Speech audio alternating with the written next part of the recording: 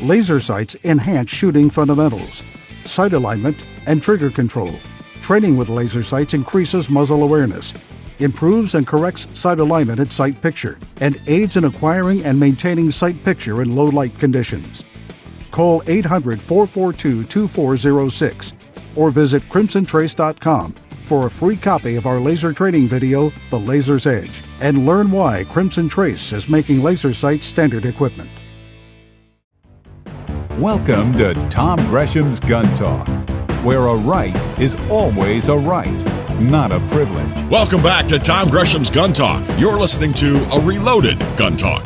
Tom Gresham here. If you'd like to join us, 866-TALK-GUN or Tom Talk Gun. That'll get you in here. We talk about shooting a lot, talk about guns and cool guns and new ammo and all the rest of the stuff. And you know from listening through the years, I'm a big believer in, hey, people, they ask me, well, hey, can I buy a new gun? I'd like to buy a new gun. What do you think? Of course you can buy a new gun. I'm encouraging you to buy a new gun. And whether it's for hunting or recreational shooting or whatever, that's all fine. A lot of people have kind of figured out the whole self-defense deal. They're getting into that. They got concealed carrier. They got a gun for home protection. And, you know, I talk about training because having the device is not enough. In fact, sometimes it may even be counterproductive if you actually don't know what you're doing with it. So I encourage you to get training. But more than that, and I talk about this a fair amount, it's not about learning to gunfight. It's about, overall, we're trying to help you be safe. We're trying to help you take care of your family and yourself in whatever situation comes up. I mean, that's kind of the bottom line is, whatever happens, do you have the wherewithal from wherever you get that to deal with it? It's a kind of an overarching, I will take care of myself, I will try to be self-sufficient concept, mindset, credo, if you will. And I've been encouraging that for a lot of years. Well, it is a real pleasure to bring on somebody who actually has done that professionally for so very long. Jeff Kirkham from ReadyMan, almost 29 years as a Green Beret, a lot of classified stuff, a lot of training and everything from jumping out of airplanes to diving and it's crazy stuff. Jeff, thank you so much for being here. Hey, thanks for having me on. I really appreciate it. You bet. You do realize that jumping out of a perfectly good airplane is not a good idea, right? Well, it depends on what the situation is. When you got a jump master yelling at you, sometimes it's safer to get out than stay in. Well, that's probably true. I mean, your background is wide. It's varied. It's everything from survival training, firearms training, exercise, trail running, all the rest of it, the stuff you guys do. And then you form this ReadyMan. First, I guess, tell people what ReadyMan is. ReadyMan is survival training as well as tools, and so we have a line of items that we've developed that we put together on our ReadyMan site, as well as we've got close to 1,000 tutorial videos now that try to help people get prepared in case of disaster or calamity. And this is not just like attacks at an ATM. It's as like I was talking with Dave Spalding before you came on. He was talking about, do you know what to do if your car rolls over and it's in the water and the water's coming in, that kind of thing. Absolutely. And what we try to focus on, or what we try to tell folks, is that we're interested in probability of threat. And so, whatever that probability of threat, if you're in Florida, the probability of threat's probably a hurricane. If you're in California, the probability of threat may be an earthquake or wildfire. I mean, if you live in dangerous areas, then maybe the probability of threat is like a mugging or an assault against your person. And so that's where we try to get people to focus on whatever that probability is first, so they're ready, and then they can do the follow-ons after that. Are there basics that cut across all of those things that people should either do or know? Absolutely. And I like to call those like the 3 pillars of preparedness, where you've got your physical preparedness, so you've got your fitness, your health, and sanitation. You've got your psychological preparedness, where it's the resilience of you building your community and being able to lean on each other, and then your emotional preparedness of how you interact with your family and how you lessen the load of stress off of your shoulders. And so those 3 things together, I mean, it's a longer discussion, but those three things bound together are really the foundation that lead to everything else. None of this is short and simple where you say, okay, if you give me 15 minutes, I'm going to tell you the whole deal. It really is, to some extent, a change in your lifestyle and what you think is important, isn't it? Well, absolutely. And I think everybody at their root is looking at it the same way, because what's important to everybody is their family, And so ultimately, when you're getting prepared for whatever the disaster or calamity might be, whether that's a hurricane all the way up to, you think that there's going to be issues with the government, first and foremost, overwhelmingly, people's concerns are their family and making sure themselves are ready there to help protect their family, whether that's a financial issue at home because mom and dad got in a wreck or got sick, all the way up to a disaster like flooding, and then making sure that the family can be provided for. And with that is the passing on of that knowledge, so that even your wife and your kids, or your husband and your kids, are assets and not liabilities. Let me ask you, I'm flipping around here, though. I'm seeing in your bio, you invented the rat's tourniquet. Is that right? Yes, sir. That's correct. Yeah, I invented the rat's tourniquet some years ago because I was looking for a solution that worked under the highest stress conditions. The tourniquet that we were being issued at the time was difficult to use in the dark, under stress, what I like to call scared in the dark. And so because of that, I ran down the whole rabbit hole of trying to come up with a better mousetrap, and my better mousetrap is the rat's tourniquet. It's the premier tourniquet for kids as well as for canines, and I was teaching illiterate Afghans how to use it in literally about 3 minutes, and then they had it. For those who have not given it any thought, what's the benefit of, or why should someone, first of all, have a tourniquet, secondly, know how to use it, and thirdly, and most importantly, why should a person carry a tourniquet? That's great questions. The most preventable cause of death,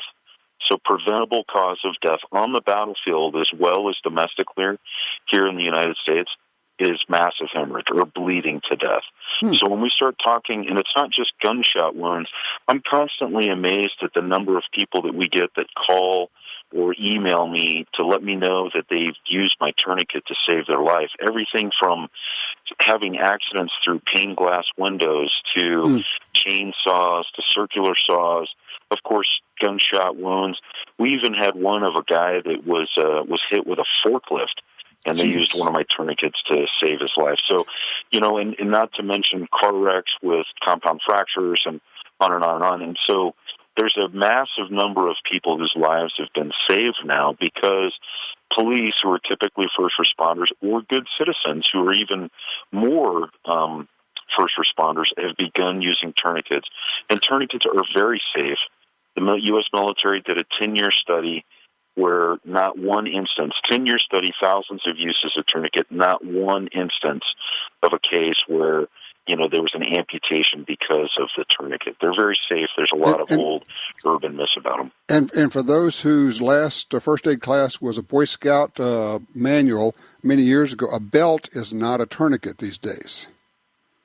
No, it's not. Actually, one of my patents is a tourniquet that is built into a belt, but the belt itself is actually pretty difficult to use as a tourniquet. Not impossible with proper training, but I would argue, like your demographic that's listening, that is probably concealed carry, if you have a stiff leather belt, boy, it's nigh unto impossible to get that thing to work. Yeah, if you're wearing a gun belt, it's not going to work as your tourniquet. And the other thing is, a tourniquet like the rat's tourniquet, they're small and they're light, and you really can carry it. I mean, how do you suggest a person who says, okay, I'm going to do it, how do you carry them?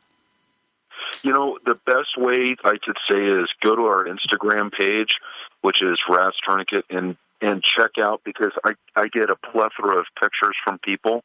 There's literally an unlimited number of ways that folks out there are carrying the Rat's Tourniquet because it is so small and compact. Everything from, bundling it up and putting it into their pocket to using it in a spare magazine.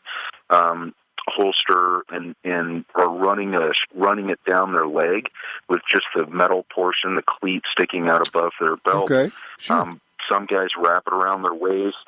I mean, I'm constantly amazed with the new and innovative ways that people have come out of ways to store or use or to carry them. I'm just going to say, for those, I can't go into all this stuff. I'm looking at your website.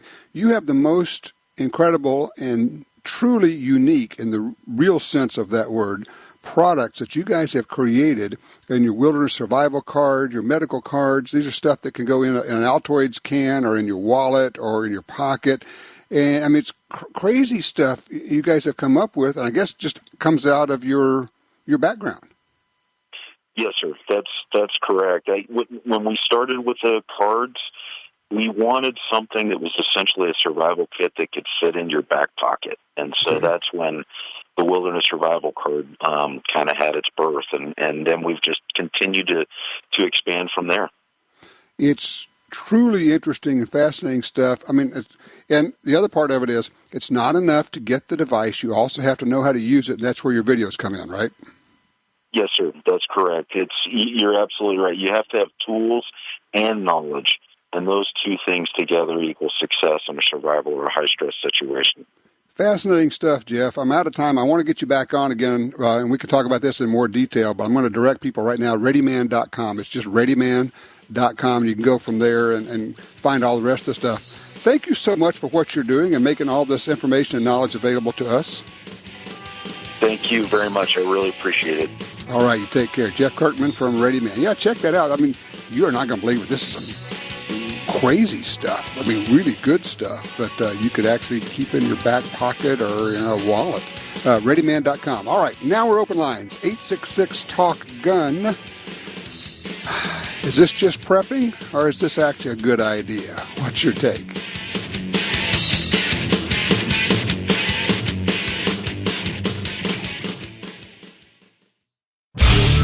A perfect pistol for self-protection? Smith & Wesson's M&P 2.0 Compact. Big enough to shoot easily, small enough to carry daily. Plenty of ammo to get the job done with 15 rounds of 9mm. Also available in 40 and 45 calibers. All the great M&P 2.0 enhanced features, now in a compact size for carry and home protection. Check it out at smith-wesson.com.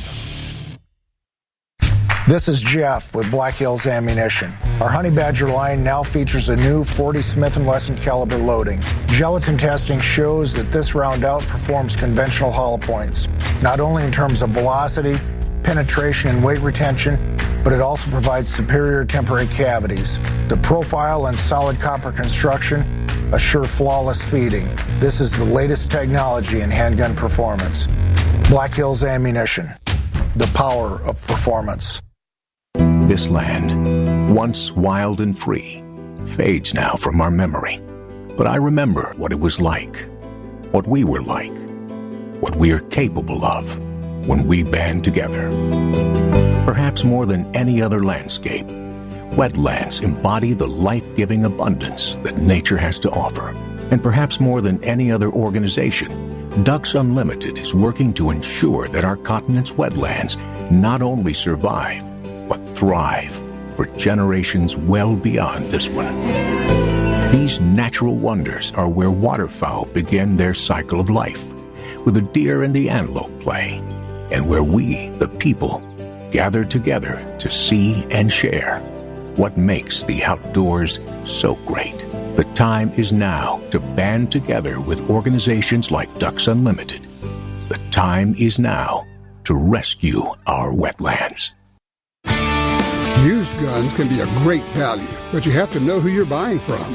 What if you could buy quality used guns with a lifetime warranty from the Internet's largest online reseller? That's what you get at DuriesGuns.com. They stand behind every firearm purchase for life. If you have a problem, they'll either fix or replace your gun. Pistols, rifles, shotguns, and more. Check out their inventory today at DuriesGuns.com.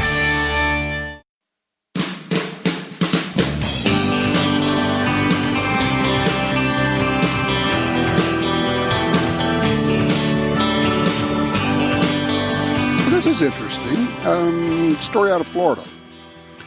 Already leading the nation with the highest number of concealed weapon permits, Florida is nearing a new threshold, granting authority to 2 million people who can lawfully carry guns. Of course, the AP story says, lawfully carry guns tucked into waistbands, under jackets, or inside purses, into restaurants, shopping malls, and elsewhere. Well, come on, give me a break. 2 million people with carry permits in Florida. Florida is one of the very first. Remember when they started doing this, 25 plus years ago? The media made fun of Florida. They said, well, instead of being the sunshine state, it was going to be the gunshine state. It really was where we got the prototypical media coverage of blood will run in the streets, every fender bender will result in, a shooting, yada, yada, yada, yada. And then as we went state by state by state across the entire United States, and people proposed concealed carry permits in various states because we didn't have them, we heard the same thing. Blood will run in the streets. Every fender bender car accident will result in a shootout. People will shoot each other over parking places, yada, yada, yada.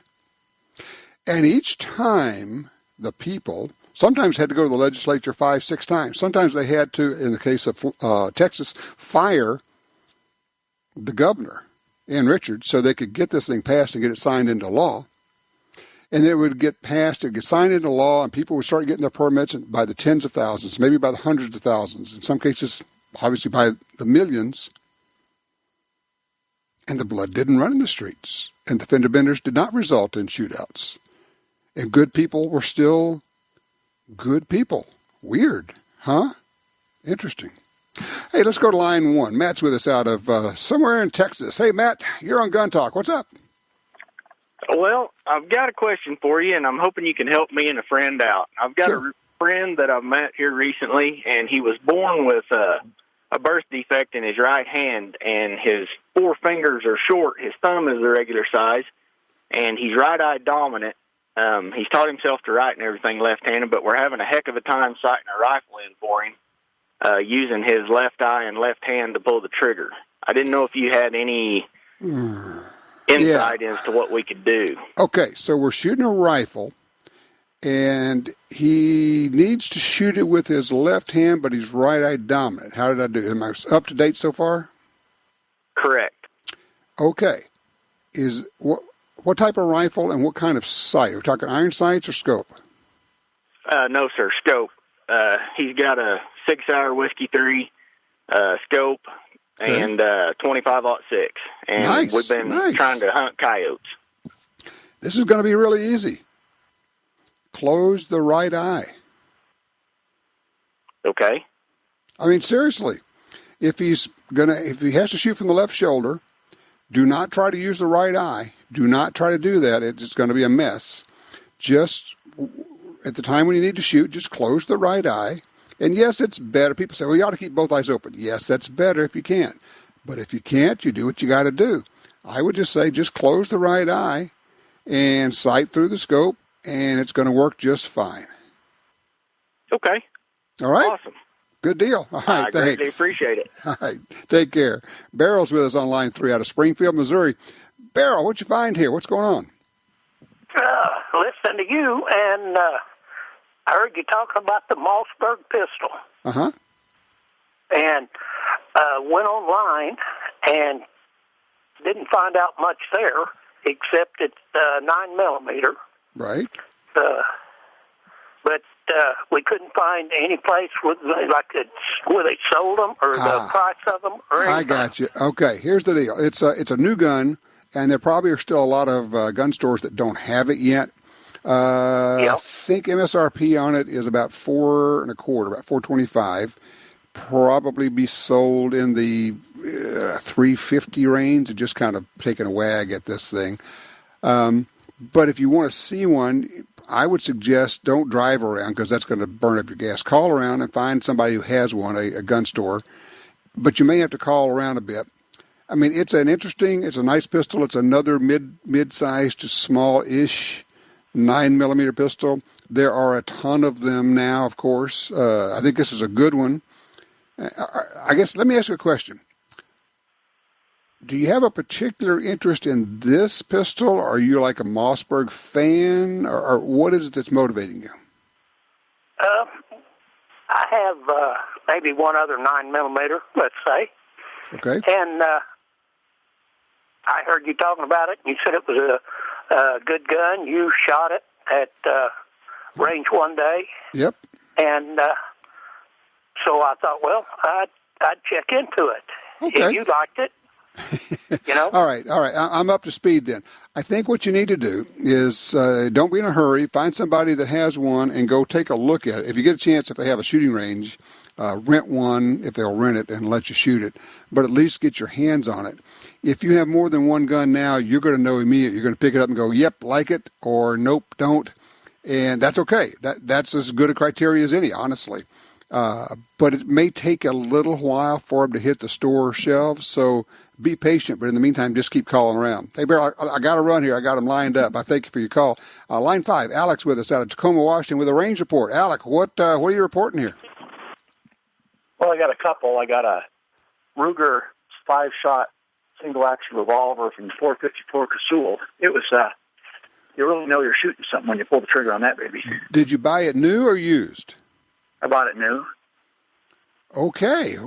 Tell me about that process. Why? Why'd you do that? Well, I didn't have one. I love it. That's great. I didn't have one. It was a lot of fun, but I bought some Hornady Vortex rounds and some Grizzly 310 grain. I wanted to buy some hot stuff, so I'd really get it to try it out. Right. And I was disappointed in the Grizzly because the bullet comes out by the time you fire the second shot. And it jams okay, yeah. What's happening is they're sliding forward under the 454 Casull is a big recoil gun. It really is. Tell you what I'm going to do. I almost never do this, but I'm going to ask you, would you hold on, because I want to get more about this gun and what you're shooting in it and what's going on with it. We're going to ask Alec to hold while we go to this break here. We'll come back and finish out his range report because he said he has 2 of them. Actually, we're looking for your range report as well. If you've got something you're shooting or something you're thinking about buying, by all means call us. We'll just knock it around. 866-TALK-GUN. Also, we're going to be talking about bear guns when we come back. Do you have one?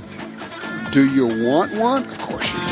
866-TALK-GUN. This is Milo Lardbottom, Junior Under Assistant Deputy to the Assistant Director of Deputy Affairs for the Department of Homeland Security, with a special message for listeners of Tom Gresham's Gun Talk. We know who you are. We know where you are. You're right by your radio. We have special cameras that can see into your radio. I have a special monitor built into my aluminum foil helmet. We are watching you. So don't try anything funny, Buster. Welcome back to Tom Gresham's Gun Talk. You're listening to a reloaded Gun Talk. Now we're talking with Alec out of Tacoma, Washington, with his range reports, plural. Got a 454 Casull.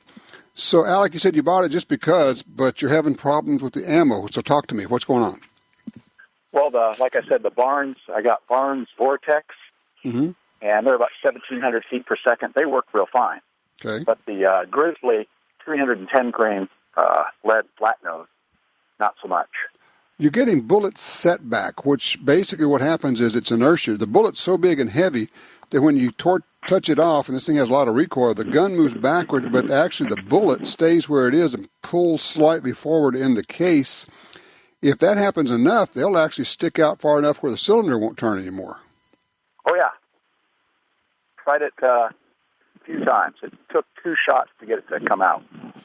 Well, first of all, it's a good thing to learn that, because now you're going, okay, I can't use that. That's not reliable ammo for me in a bear gun or whatever it's going to be, because this ammo won't stay where it is.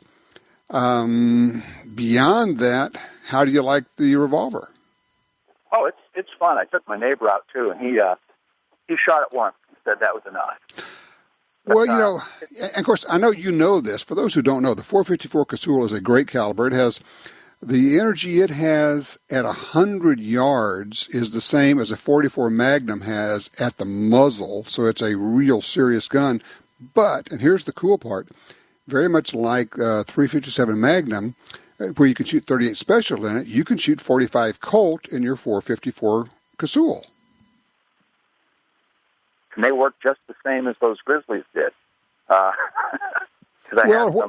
Depends on which load you're using. Alternating rounds. If you go get you some cowboy action 45 Colt loads or little pussycat loads, they just go poof poof, fun to shoot. You're not going to get any bullet setback with those.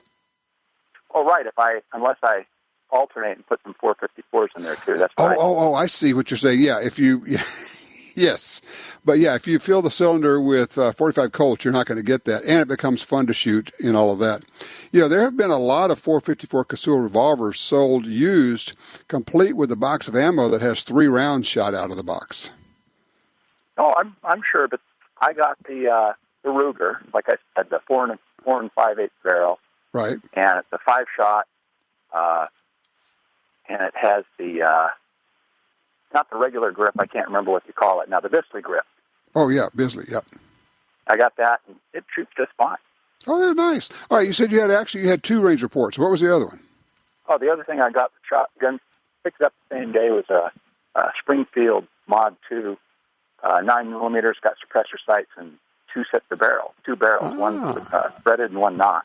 Okay. Because I had a suppressor but no pistol for it, so right. That's why I got the pistol. I had to have something for my suppressor. So, have you shot it with the can on it? Oh yeah, that was cool.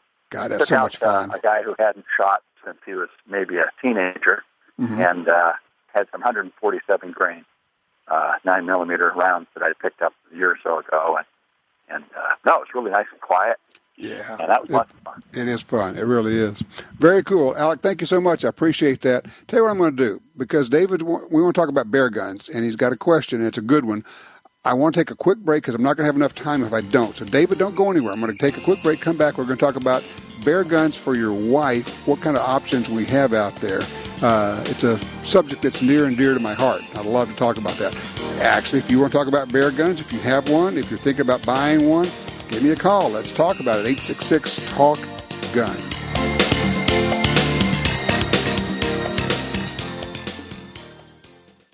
Since 1902, Norma has built a reputation for its dedication to quality, precision, and reliability. Norma now offers a line of personal defense handgun ammunition. The monolithic hollow point 9mm is designed for the ultimate in performance across all sizes and barrel lengths. This bullet delivers unprecedented expansion and quick energy transfer for great stopping power. Norma offers proven ammunition for hunting, competition, self-defense, and more. Find yours at norma-ammunition.com. Want great deals on guns, ammunition, and gear? Download the free Gundealio app today. With Gundealio, you can search for deals, listen to the Gun Talk podcast, watch gun videos, read gun news, and get notifications right to your phone about deals and special offers. Save money on the products you want from the companies you love. New deals, discounts, and rebates added daily. Gundealio, available for free in the App Store and Google Play. Introducing the all-new St. Victor from Springfield Armory. Our versatile line of battle-ready configurations designed for serious shooters and built on the rock-solid St. platform for unwavering reliability. Available in carbine-length rifle, SBR, and pistol configurations, each St. Victor is purpose-built and loaded with features to deliver ultimate performance under extreme conditions. The all-new St. Victor from Springfield Armory. Never a victim. Always the victor. Perhaps more than any other landscape, wetlands embody the life-giving abundance that nature has to offer. And perhaps more than any other organization, Ducks Unlimited is working to ensure that our continent's wetlands not only survive, but thrive for generations well beyond this one. The time is now to band together. The time is now to rescue our wetlands. For 25 years, Crimson Trace has led the industry in laser and light technology and customer service. Now, Crimson Trace is proud to offer electronic sights and rifle scopes for tactical, target, and hunting applications, with the same Crimson Trace offer of free batteries for life on all products. The new rifle scope line is also backed by an unconditional lifetime warranty from the brand that you have trusted for over 2 decades. Find out more at crimsontrace.com.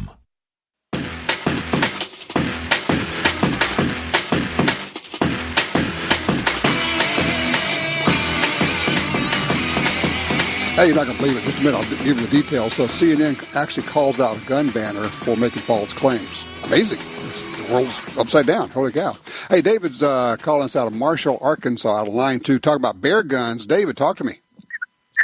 Well, sir, I got a little problem here. We live up on this, deep woods up here on top of this mountain, and it's just her and I, and I've got a Black Hawk 41 mag. I got another question about that in the world of moon clips or anything else I can run through that, but that is too big for her. She's small, and her hands just not even going to get close to that.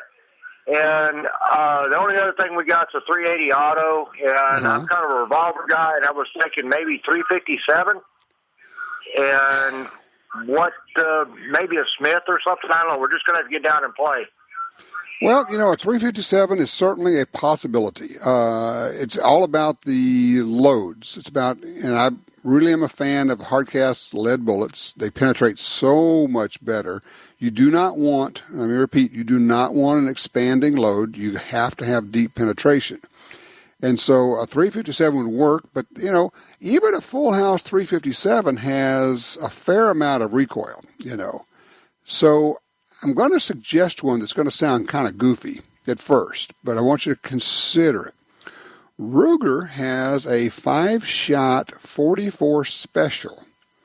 It's not a particularly big revolver. I mean, it's a regular size, but it's not huge. The 44 Special does not have a lot of recoil, but you can get hardcast lead bullets for it, and it will pretty much shoot through a bear and do a great job, pushing a bullet at 700 or 800 feet per second. It's kind of an easy kicking gun, and I take it from your choices you're throwing out, she would prefer a revolver. I would. I'm just old school. They just less chances of them. To me, it's pretty simple. You pull the hammer and you squeeze the trigger and it goes bang. And it's, not a lot there. So is that along with like a 45 Colt then? It's actually a little bit less powerful than a 45 Colt, but it's an awfully good one. Now if you like the 44 Colt, this is the one I'm talking about, is their GP100. Comes in 44 Special. It's a double action, so all you have to do is pull the trigger. Don't even have to cock the hammer. I mean, you could cock it if you wanted to. But it's a really nice revolver. I would suggest you take a look. It's called the GP100. Again, it's a 5-shot 44 Special. It has a 3-inch barrel. It would be easy to carry. I just think it's a really good option. Besides that, it'd be fun to shoot, especially if you get some those light cowboy action loads for it. She could shoot it a lot in practice and get very comfortable with it. Do they make a snake shot for that also? Yes, actually they do. You can get snake shot for that. Well, now that's where we need to be, because walking around up here, you need a handgun, and we got crawly critters, and 6-7 foot is not down out of range. So I hear you. So you got furry varmints, and you got crawly, slithery varmints. Yeah. What about the 41 mag? Is there anything I can get a moon clip for without shooting the 41 mag in and drop down to something else? I'm not sure I understand the question. Do you have a 41 mag now? Yes, sir. I have a Ruger Black Hawk 41 mag, single action. Okay, and what do you want to do? A buddy of mine was talking about, he thought I could get a moon clip and run like a 357 with snake shot through it, and I'm thinking that's just going to wall her down the barrel. That ain't going to do nothing. No. Tell your buddy to put down the beer and back away. It's yeah, that 41 is in a world of its own. That's just right there where it's at. But it is. I like the 41, but you're right. It's its own deal. Well, look, check out that GP100 and 44 Special. I think you're going to like it. Listen, I got Scoot. I got Lee lined up on line 5, coming to me out of Eastern Washington. Hello, Lee. You have made it on to Gun Talk. What's up? Thank you, sir. got two of them. One was regarding something you mentioned, maybe 2 years ago. A fellow was up in Alaska, and he was walking his dogs out at the edge of town, and suddenly behind him was chuffing. He turned around, and there was a grizzly coming right at him, and he had a Gasol.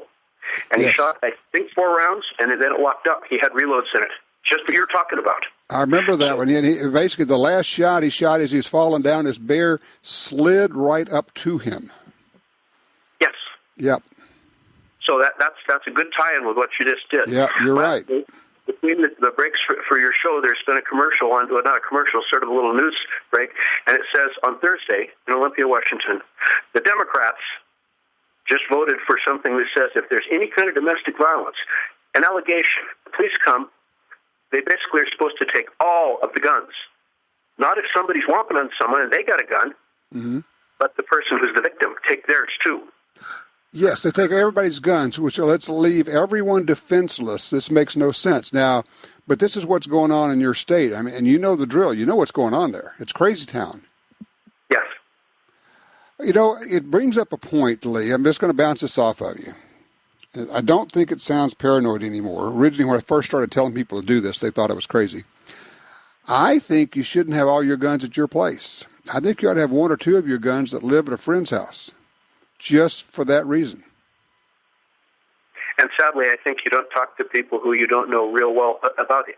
Anything serious. Your finances, and you don't put stuff where it can get on the internet. They hack into people's computers and get their bank information. We've heard this for several years. This is not new. Yeah, exactly. But yeah, no, it's crazy what's going on there. And I know the gun owners in Washington State are fighting it. And you got to get involved. You got to get involved with the state group and keep at it. Listen, I appreciate the call, sir. All right, 2 things here. Fascinating stuff coming out of the news. Let's see. This was on CNN on the website. Believe it or not, crazy. Kirsten Gillibrand of New York, running for president, of course. She's at a town hall meeting, and she was asked about the NRA and gun control. She says, let's be really clear what the issue is. It's the NRA and its greed. She says, the NRA is largely funded by the gun manufacturers. This is one of the things that the gun banners keep throwing out all the time. The NRA is just lobbying for gun makers. And I keep saying, well, no, there actually is a lobby for gun makers. It's called the National Shooting Sports Foundation. They represent gun makers. The NRA represents gun owners. But it's easier to demonize the NRA if you say, oh, they're just that greedy corporate people trying to sell guns, except that, not true. Even CNN now says that Kirsten Gillibrand is lying, that she is wrong. She says they fact-checked it. Says Gillibrand is incorrect.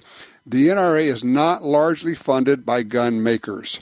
And then they go on to quote, Lars Dalside at NRA. He says less than 5% of NRA's operating budget comes from the gun industry, including everyone from Bass Pro Shops to Billy's Gun Shop. Basically, he says the money NRA raises for political purposes comes from donations that average less than $50 from everyday Americans from all across the country. So the donations to the NRA ILA average less than $50. So much for the big corporate money that they like to talk about.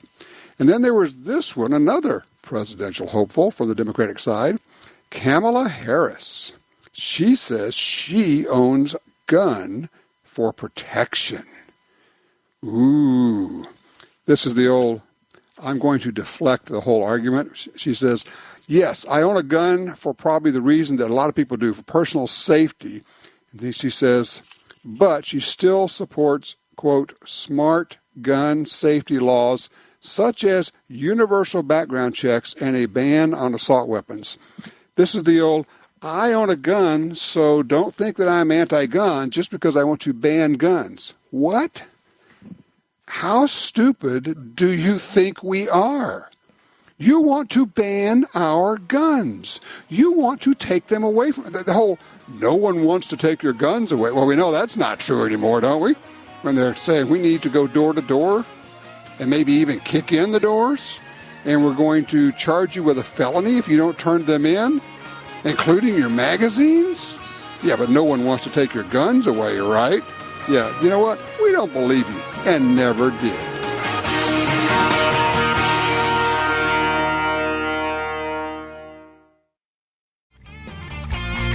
Welcome back to Tom Gresham's Gun Talk. You're listening to a reloaded Gun Talk. Everybody wants a bear gun. I don't care if you live in South Beach or I don't know where, Hawaii. Seems like everybody wants a bear. At least the interest is there. We find the subject fascinating. Barry's called in out of Anchorage, Alaska on 5. We talk about a place where there are some real bears. Hey, Barry, you're on. Yes, well, when we were living down in Sitka, which is down there by the capital in southeast Alaska. Sure. We had a Dan Wesson pistol pack, and my wife carried it with a 4-inch barrel on it, on the gun, and I loaded up some Remington 200 grain round nose cast bullets that I found at a hardware store down there, and that's what she carried whenever we were out fishing and berry picking. Okay. Now, up here, 40 years later, she still gets just as target fixated on picking berries, and I've kind of upgraded her to carrying, I think it's a Ruger Deer Slayer. It's their 44 mag with the Mini 14 bolt. And I've got some 325 grain hard cast bullets from Ace. Perfect. And then she's got and then I put a backpack sling on it so she can wander off gathering berries and forget where she's at and still have. Well, and you know the deal there. People say, well, you should have a long gun. Okay, yeah, I know. The problem is if you have a long gun, if you haven't done what you did, and you're smart about this, people will then put down their shotgun or their rifle, then they will go pick berries or they go fishing, and then all of a sudden there's the bear. Oh, yeah, my rifle or my shotgun is 100 yards up the trail where I left it. I love it that you have this backpack there. What's that? If they remember where they put it down. Well, you know, I remember the Forest Service painting their big rifles when they were out in the Tongass National Forest. They painted them a bright orange so they could find them. Exactly that reason. Yes, I never saw them bright orange, but I fired one of those 375 H&H's after it had its mandatory chop job. Right, they chopped the barrels down. Yeah, 8 inches of barrel off of it, and that was frankly horrendous. Hideous. And, you know, and look, I want to mention, Jim's asking, well, what about shotguns for bears? Yes, but frankly, shotguns don't work real well on bears. Slugs don't penetrate nearly as well as people think they do. A rifle is better. Actually, I would offer even that a 44 Magnum with hard cast lead bullets is better than a shotgun. Just my take on it. But forget buckshot. That's going nowhere. That's not going to do you any good. Now, we used to take state troopers out and see Alaska dogs. And their handlers, and I'd always break their action and unload the guns before they boarded our helicopter. And they all had either pump guns with slugs or double barrel with slugs. But like that was 40 years ago, and things have changed a bit. Yeah, we know more now. Look, Barry, thank you so much. I appreciate that. That's a great range report, and thank you. Yeah, you know what? A 357 loaded with hard cast lead bullets, I would probably go with a Keith-style bullet. Or I would go with a Keith-style bullet, not a round nose. It's going to do more damage. You're going to get the good penetration. But you got to be able to shoot it. And also make sure you shoot it with the ammo you want to carry and find out, do you get bullet setback? Is it going to work for you? It's just same old deal, right? Making sure it works for you. Hey, I'm going to be out doing some shooting this week. We're going to be doing guns and gear. We get to try Springfield, Smith's, SIG, some other guns. I'll be reporting back in a week or so. So we'll be doing that. Go out and do some shooting this week. Oh, yeah, and if you'd like to be part of the after show, if you call me right now, I can get you in at 866-TALK-GUN.